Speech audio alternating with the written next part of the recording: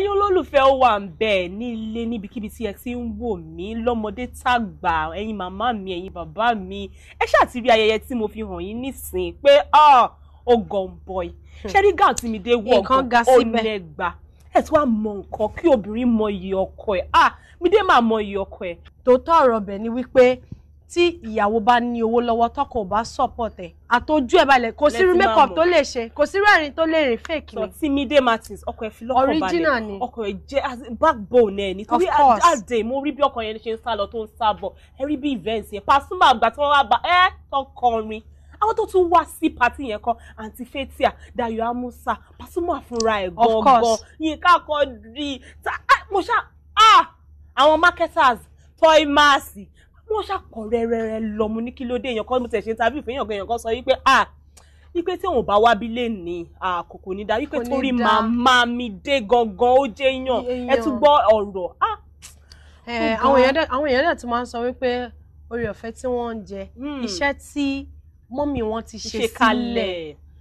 àkọlọ́mbà àfọ̀rúnkẹ́ wọn iṣẹ́ tí wọ́n ti ṣe sílẹ̀ òun làwọn náà ń jẹ àti wípé gan àwọn náà tún wá tẹ ilẹ̀ báṣubàṣu wọn àti mi dé mọ́ tẹ̀. ayẹyẹ méjì tá a ní fún yín lórí ètò ó wà ńbẹ̀ lónìí nìyẹn o ṣùgbọ́n ká tó lọ ẹ ṣàmọ̀ bá ṣe máa ń ṣe é ẹ̀yin tajà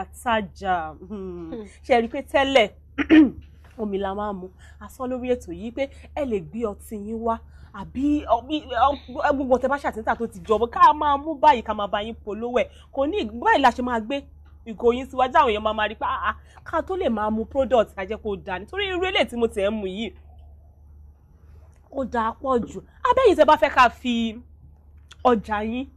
ẹ wò ẹ ṣáà ibẹ̀ ṣe rí ẹ ti rí àṣàmù ẹ ti rí gbogbo wa ń bẹ̀ àwa máa kúrò ń bẹ ọjà yẹn máa fi lè bá a ṣe ń sọ̀rọ̀ ni ó máa rò kò sẹ́nikẹ́ni tó ń wo wà ń bẹ̀ kó yẹn bá wa ní 10 minutes tá a máa fi parí ni kó bá wọn 5 minutes tá a máa fi parí ni gbogbo ọjà yín a máa display níbí màmá rí àwọn èèyàn á dẹ̀ máa kọ nọ́mbà yín wọ́n máa pẹ́ ọjà dà máa ṣe kí ni á máa ta wàràwàrà ìyẹn nìkan wá kọ́ ẹ̀yin ara lé ẹ má wò ó pé ṣé 1 hour ni mi ò lówó 1 hour mi ò níbo ni mo ti fẹ́ rówó adúró owó kéèyàn bá fẹ́ ṣe nǹkan lórí TV èmi àti mo posh la sọ ẹ bá sọ pé ta ló sọ olórí àti mo posh ni ṣe rí tó bá jó ní 10 minutes lẹ́fẹ́ tó bá jó ní 5 minutes lẹ́fẹ́ fi display tó bá yẹ pé ní 20 minutes nítorí títí ńlá ṣe break ẹ̀bẹ̀ bá dẹ̀ yẹ pé fẹ́ advert yín lọ bá ṣe la fẹ́ dókè lọ́nba advert yín lẹ́fẹ́ kó máa fún 60 seconds náà ni ẹ wo owó tí ò fani lápò yá ni ẹ má dọ̀là rẹ̀ àsìkò tá a wà yí ẹ̀yin ara lé abánita ló bí kẹ́ ló lórí àti mo posh ló sọ àsìkò tá a wà yí àsìkò tẹ́ ní láti ẹ mọ̀ pé ẹ máa ti strategize àwọn owó tẹ́ fẹ́ make for the year kí year tó run out season tẹ́ máa make owó yẹn náà lélẹ̀ àmọ́ kí ni ẹ wá jẹ́ ká bá yín gbé sáwọn ará lé ẹ jẹ́ ká bá yín gbé sí wọn létí kọ́ lè mọ̀ wípé níbi tẹ́ ẹ wà àdúgbò tẹ́ ẹ wà yẹn ọjà báyìí wà láti ṣe kíni láti jẹ́ kí wọ́n lè wà á rà kí wọ́n bá yín rà mo dẹ̀ gbàládùra wípé gbogbo ọjà tẹ́ bá dáwọ́ lé lórí lágbára Ọlọ́run èrè báyìí lẹ máa fi jẹ láṣẹ tí mo máa rí bẹ́ẹ̀ ni èrè lọ́lọ́jà ń jẹ yàrá lé. Kẹ́mi Kẹ́mi mọ́mì o ti ń ṣẹ̀ mí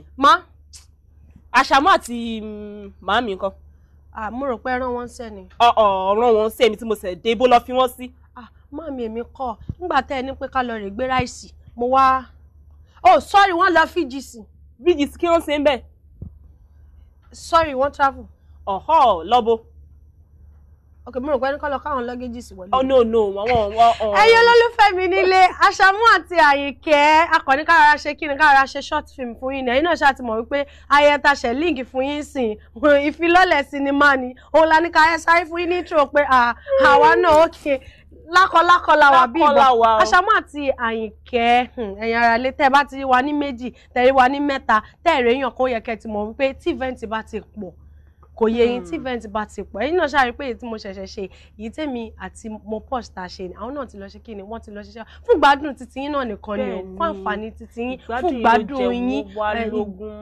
ó ṣe ìgbádùn yín ló jẹ wá lógún. bẹ́ẹ̀ náà ni a dẹ̀ rí ìfẹ́ tó ń fi hàn wá lórí ó wà ń bẹ́ yìí lórí Facebook lórí Twitter mo pọ̀ ṣàmárì yín lórí ọwọ́ àǹbẹ́ mú ní ẹjọ́ iṣẹ́ ni mò ń ṣe máa ń wà lórí ẹ mo ti dé ẹ̀yin olólùfẹ́ mi mo tún ti dé. tó bá yẹ pé most beautiful olórí bẹ́ẹ̀ ni figure 8 náà sọ lọ́lọ́ òun náà lè fẹ́ rí ní pàtì yín láyẹyẹ yín àmọ́ mo pọ̀ àwa nígbàgbé ẹni tó ṣe kíni tó kẹ̀ṣẹ̀ sí wa lọ́rùn tó ní ká máa dán sí yín lọ́rùn nígbàkúgbà lóòrèkóòrè. wọ́n mi ń kó nǹkan sí yàn lọ́rùn ẹ̀rọ bó ṣe ń blink tó ṣàǹṣe mo wò pé èwo tí ló ń lọ sísàlẹ̀ báyìí gbogbo ẹ̀kọ́ ó ń blink ojú gan tó ń sọ̀rọ̀ princess lọmọ princess ni ẹ̀yin ará ilé tó bá pẹ́ fẹ́ ṣẹ̀ṣọ́ ni tó bá pẹ́ wedding yẹn ti plan wedding yín sọ́nà abẹ́ fẹ́ ṣẹ̀ṣọ́ ẹ fẹ́ lọ sí party ẹ fẹ́ look bí ẹ tẹ̀ láìkí kọ́lọ̀ tó wà lọ́rùn mo pọ̀ṣẹ̀ ẹ má gbàgbé láti kàn sí princess bead. àní ìjù báyìí lọ fún ti sáà tọ̀sẹ̀ yìí ẹ̀yin ará ilé mo dẹ̀ mọ̀ wípé ẹ̀yin náà ti ń rò lọ́kàn yín pé tó bá tún di ọjọ́ mẹ́jọ lágbára Ọlọ́run bá ṣe máa ń ṣe ara ọ̀tun náà ni ọjọ́ fi ń yọ bẹ́ẹ̀ ni tó bá di lọ́sẹ̀ tó ń bọ̀ lágbára Ọlọ́run láṣẹ Èdùmàrè ayé tó tún ju eléyìí lọ àbí mo pọ̀ bẹ́ẹ̀ ni ó náà látún máa mú wá fún yín ṣùgbọ́n a ní láti lọ ká tún lọ gbáradì fún ọ̀sẹ̀ tó ń bọ̀. Orúkọ tèmi ni Morayo Olúwaṣeun Joseph ọmọ bàbá alámọ̀ tí àwọn olólùfẹ́ mi àwọn tèmi nílé àwọn tó já sí àwọn tó mọ̀ mí àwọn tèmi wọ́n pè mo ti ráyọ̀ àwọn tó bá tó wá ṣe kíni tó bá tó wá upgrade wọn mo posh lọ mọ̀. àmọ́ orúkọ tèmi kò yí padà olórí Olúwakẹ́mi Ìyàndá lórúkọ tèmi aka most beautiful olórí sweet 16 bẹ́ẹ̀ ni figure 8 tó ń sọ lọ́wọ́lọ́wọ́.